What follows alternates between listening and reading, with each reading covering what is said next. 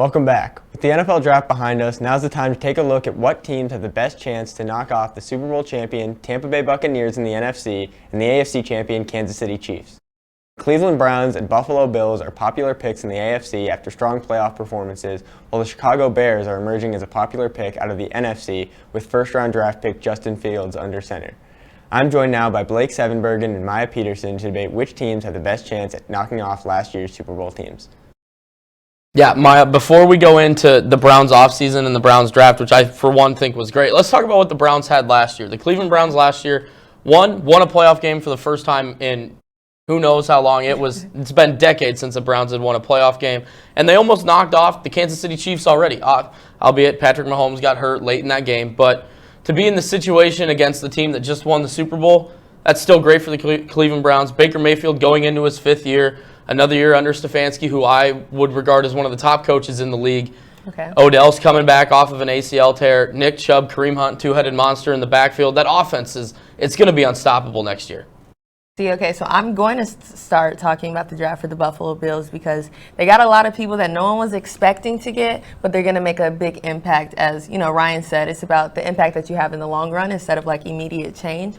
So off of the defense, because we know in order to beat the Chiefs, or really, I guess you could say the Bucs as well, is to be able to pressure the quarterbacks, make them uncomfortable, and give them tough situations. So starting on the defensive end for the Bills, they were able to get Greg Rousseau and Boogie Bashan, who are monsters whenever they get a chance. If they're close to the quarterback, you can just go ahead and count it a sack. And that's what I like on the Bills' end because I think they will be able to pressure Patrick Mahomes, make him make those tough passes, which we know either way he'll probably make it, but they can actually force him to have to look for a different option.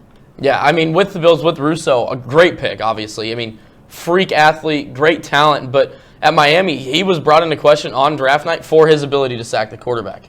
So I'm a little worried where he's going to be next year, 2-3 years. Maybe he's there, right, and he's that guy. I mean, he's a freak athlete, like you said. So, but let's go into the Browns, not just the draft, but the offseason. The Browns had big questions on defense, so they went out and they signed a safety from the Rams, John Johnson, I apologize. Great signing, secondary help that they needed. Jadeveon Clowney to play on the outside. I mean, he was a beast in college. He started off his NFL career really well. Let's see if he can get back to that playing ability with the Browns. And let's go into the draft. They drafted Gregory Newsome, great cornerback. PFF had him as the best defensive feat in the entire draft. I mean, when you're talking about answering the questions you have on defense, you go get a corner, a safety, and a D lineman. Boom, there you go.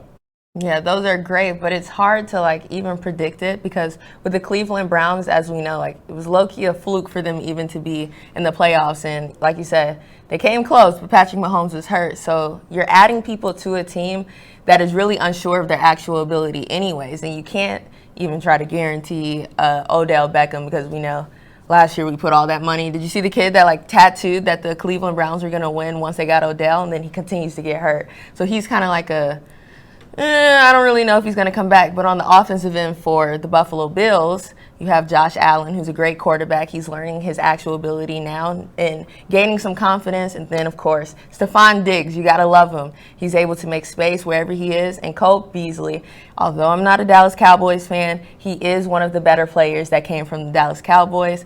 And here's my theory, but you have to hear me out, okay? I'm listening. So the Bills were able to draft another player, Marquez Stevenson, which is a stud, obviously.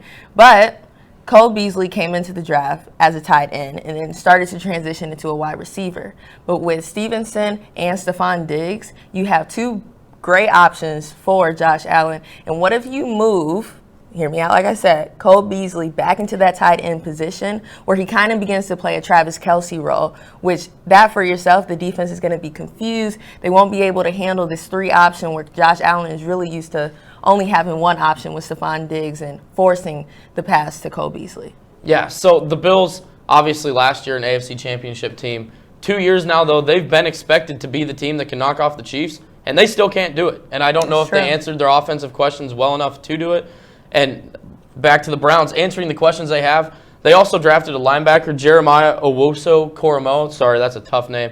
JOK is a monster. Freak athlete on the outside linebacker position, sideline to sideline, making plays. I mean, they got people at D-line they added, linebackers, safety, corner. They answered the entire question on defense Their offense is only going to get better with the return of Odell, I think. Baker Mayfield is coming into his own. They've had 1 year under Stefanski. Stefanski's a great coach. Give him one more full offseason. I mean, they didn't have a spring last year to get used to what their new system was. And this year, they're going to have an entire offseason. The Browns are deadly. See, it's kind of hard between these two decisions because it's like I would pick people from both teams and just build a super team because both of these teams have the ability to maybe beat the Chiefs, but it all comes down to confidence. And when you get on that last stage, are you going to be able to perform well, whether it's coming down to the last quarter or even if you drive into overtime? But the keys in general for beating the Chiefs, what would you say? Like number one key off the bat? It's got to be getting to Mahomes. Yeah, so with that, what defense would you want out of the two?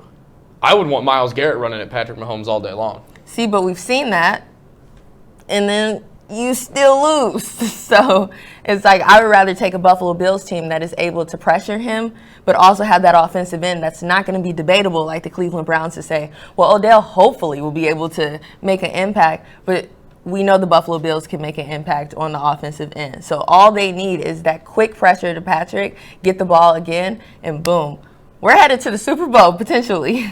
I don't know about you. Obviously, Maya, I'm excited to see what'll happen this year. I think the Chiefs are going to have a lot of tougher competition than they have in years past. They obviously answered a lot of offensive line questions.